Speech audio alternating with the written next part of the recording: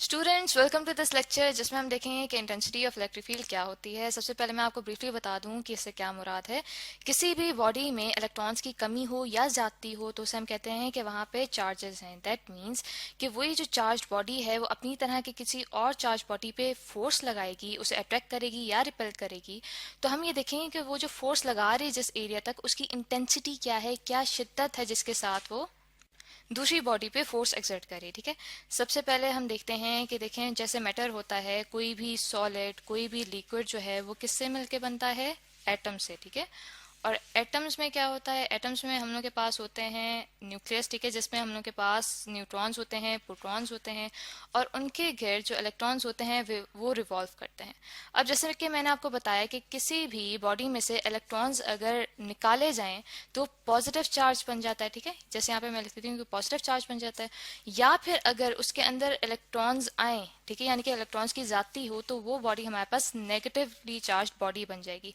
इससे मुराद क्या है? इससे मुराद ये है कि अगर इसी चार्ज बॉडी के करीब कोई भी इसी तरह का कोई चार्ज, फॉर एग्जाम्पल यहाँ पे मैं लिख देती हूँ कि अगर ये बॉडी मैंने ली है जिसमें से इलेक्ट्रॉन निकाला गया है, ठीक है, तो मैं ये कह रही हूँ कि ये पॉजिटिव क्यू बन के, यानी कि ये पॉजिटिव चार्ज बन के, इसी के पास अगर एक ऐसा पॉइंट चार्ज जिसके ऊपर बजाते खुद बहुत थोड़ा सा चार्ज है, ठीक है, वो इसके करीब लाने की कोशिश की जाएगी, तो ये पॉजिटिवली चार्ज जो बॉडी है वो इसे दूर फेंकेगी। सॉरी, ये गलत बन गया, यानी कि इसे दूसरी साइड की तरफ ये अपोज करेगी, इसे रिपेल करेगी। ठीक है, और अगर इसी तरह की कोई बॉडी जिस पे हम लोगों ने इलेक्ट्रॉन्स डाले हैं, या फिर यानी कि इलेक्ट्रॉन्स की उसके अंदर ज्यादती हुई है, तो उसे हम कहते हैं कि वो नेगेटिवली चार्ज बॉडी हो गई है।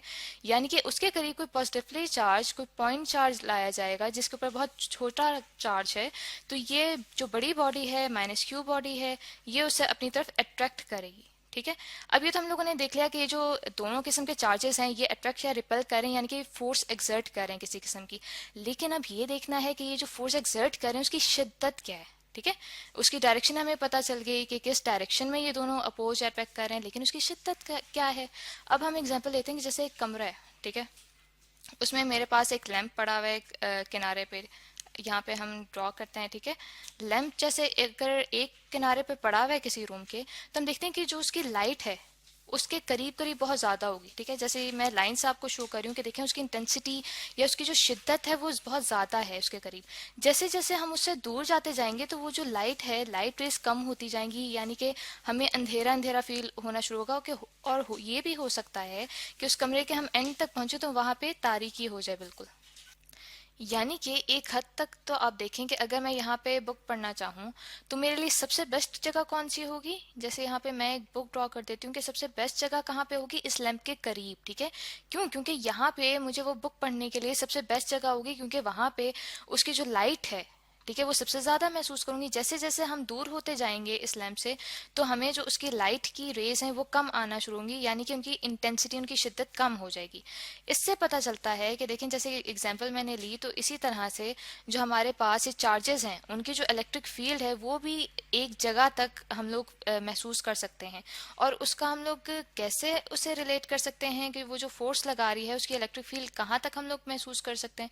उससे उसके लिए हम कूलम्स लॉ देखेंगे कि कूलम्स लॉ हमें बताता है कि जो दो चार्जेस हैं, इसी तरह की चार्ज बॉडीज हैं, वो एक दूसरे के ऊपर फोर्स किस तरह से एक्सर्ट करती हैं। उसके लिए जो फॉर्मूला हमारे पास है वो है 1/4 pi epsilon naught Q1 Q0 over R square. ठीक है, यानी कि ये Q1, जैसे ये जो मैंने चार्जेस लिए थे Q के, ठीक है, ये किसी भी पॉइंट चार्ज Q0 के ऊपर कैसे फोर्स एक्सर्ट कर रहे हैं, ठीक है, वो हमें कूलम्स लॉ बताता है। लेकिन अगर मैं यही देखना चाहूँ कि ये जो फोर्स एक्सर्ट हो रही है एक दूसरे के ऊपर, उसकी इंटेंसिटी क्या है, यानी कि ये जो मेरे पास चार्ज प्लस Q था उसने Q0 के ऊपर कितनी फोर्स जो एक्सर्ट की उसकी शिद्दत क्या है, तो उसको हम एक्सप्रेस करते हैं इलेक्ट्रिक फील्ड इंटेंसिटी E से। ठीक है, और वो मेरे पास होता है फोर्स पर चार्ज Q0, यानी कि ये जो मेरे पास चार्ज था Q, उसने कितनी फोर्स या कितनी शिद्दत से वो फोर्स एक्सर्ट की इस Q0 के ऊपर। फोर्स की जगह मेरे पास आ जाएगा कूलम्स लॉ के थ्रू जो मेरे पास फोर्स है 1/4 pi epsilon naught Q1 Q0 over R square. ठीक है, ओवर Q0। ठीक है। Q1 जो है ये वही चार्ज मैं ले लेती हूँ, फॉर एग्जांपल ये पॉजिटिव चार्ज लिया था, इसको मैं Q1 कह देती हूँ, ठीक है।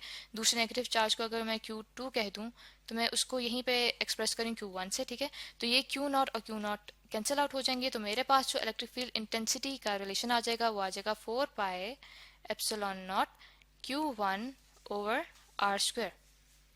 और इसके मेरे पास यूनिट्स क्या होते हैं, इसके यूनिट्स होते हैं न्यूटन पर कूलम, ठीक है। न्यूटन पर कूलम कैसे, कि जैसे मैंने आपको बताया कि ये फोर्स एक्सर्ट हो रही है किसी भी दूसरे चार्ज के ऊपर, तो मेरे पास फोर्स का यूनिट क्या होता है, वो होता है न्यूटन, और चार्ज का यूनिट होता है मेरे पास कूलम। दैट मीन्स कि जो इलेक्ट्रिक फील्ड इंटेंसिटी है वो एक्सर्ट हो रही है कोई भी फोर्स जब किसी चार्ज पे, तो वो मेरे पास इलेक्ट्रिक फील्ड इंटेंसिटी आ जाती है, ठीक है। अब यहाँ पे हम देख सकते हैं कि जो इलेक्ट्रिक फील्ड इंटेंसिटी है वो जो मेरे पास उन दोनों चार्जेस के दरमियान में डिस्टेंस है उससे इन्वर्सली प्रोपोर्शनल है, ठीक है। यानी कि जैसे जैसे दो चार्जेस के दरमियान में रास्ता बढ़ता जाएगा, ठीक है, जो Q1 था मेरे पास उसके करीब लाऊंगी तो मेरी इलेक्ट्रिक फील्ड इंटेंसिटी ज्यादा हो रही है, ठीक है। दैट मीन्स कि वो जो Q1 चार्ज है वो Q0 पे जो फोर्स एक्सर्ट कर रहा है उसकी इंटेंसिटी, उसकी शिद्दत ज़्यादा होती जाएगी। और जैसे जैसे इनके दरमियान जो डिस्टेंस आर है वो ज़्यादा होता जाएगा, वैसे वैसे जो इलेक्ट्रिक फील्ड इंटेंसिटी है वो कम होती जाएगी। अब उसके लिए मैंने वही मिसाल जो दी थी लैंप वाली के, देखें जैसे जैसे हम उससे दूर होते जाएंगे हमारा और लैंप का जो डिस्टेंस है आपस का वो ज़्यादा होता जाएगा, तो जो इलेक्ट्रिक जो लाइट की इंटेंसिटी है वो हमें कम होना शुरू हो जाएगी, यानी कि हमें कम दिखना शुरू होगा। लेकिन जैसे जैसे उसके करीब हम जाएंगे, हमारे दरमियान डिस्टेंस कम होगा, तो वैसे वैसे हमें ज़्यादा लाइट नज़र आएगी। दैट मीन्स कि देखें जैसे यहाँ पे अगर मैं चार्ज बनाती हूँ पॉजिटिव चार्ज, ठीक है, उसके इलेक्ट्रिक फील्ड लाइंस की आपने डायरेक्शन देखी थी कि देखें आउटवर्ड थी, ठीक है, यानी कि वो रिपेल कर रही थी इस पॉजिटिव जो पॉइंट चार्ज था मेरे पास Q0 उसको रिपेल कर रही थी, और ये आउटवर्ड उसकी डायरेक्शन थी, ठीक है। तो अब मैं देखती हूँ कि अगर मैं कोई भी यहाँ पे एरिया लेती हूँ, ठीक है, यहाँ पे देखें एरिया लिया इस पॉइंट 1 पे, और दूसरी जगह पे सॉरी पॉइंट 1 पे ये मैंने एरिया लिया, और पॉइंट 2 पे यहीं पे मैंने एक और एरिया ले लिया, ठीक है। तो मैं ये देख सकती हूँ कि देखें जैसे एरिया 1 में से कितनी लाइंस पास हो रही हैं, 2। लेकिन अगर मैं इसी एरिया को दोबारा मैंने थोड़े फासले पे ड्रॉ किया इस चार्ट से, यानी कि पॉइंट नंबर 2 पे, तो मैं देख सकती हूँ यहाँ पे सिर्फ एक फील्ड लाइन ऑफ फील्ड जो है वो पास हो रही है। दैट मीन्स कि जो इंटेंसिटी है उस फोर्स की जो एक चार्ज दूसरे Q1 पे Q0 पे एक्सर्ट करेगा वो कम होती जा रही जैसे जैसे उससे दूर करेंगे। इसीलिए हम कहते हैं कि जैसे जैसे एक चार्ज से हम दूर होते जाते हैं तो इलेक्ट्रिक फील्ड इंटेंसिटी कम होती जाती है, जैसे कि मैंने इस एरिया से शो किया।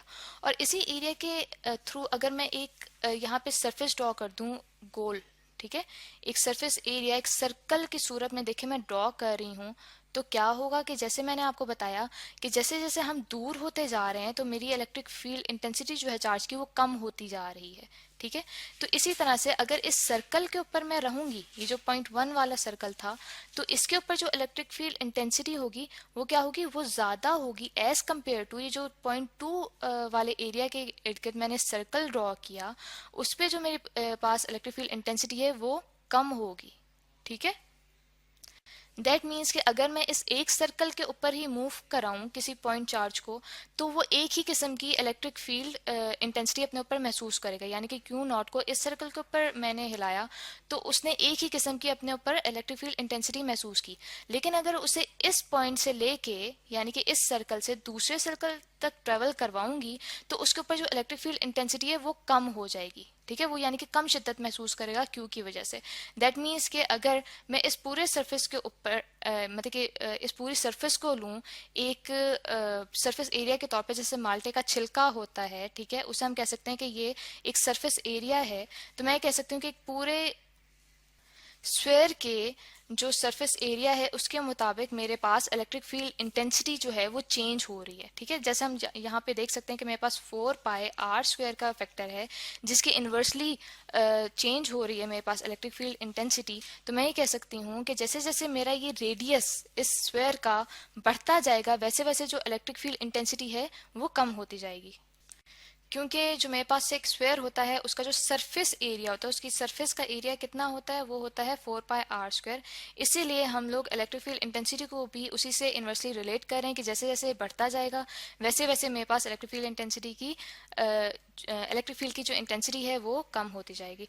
तो आई होप स्टूडेंट्स कि आपको जो ये टॉपिक है ये अच्छी तरीके से समझ आ गया हो।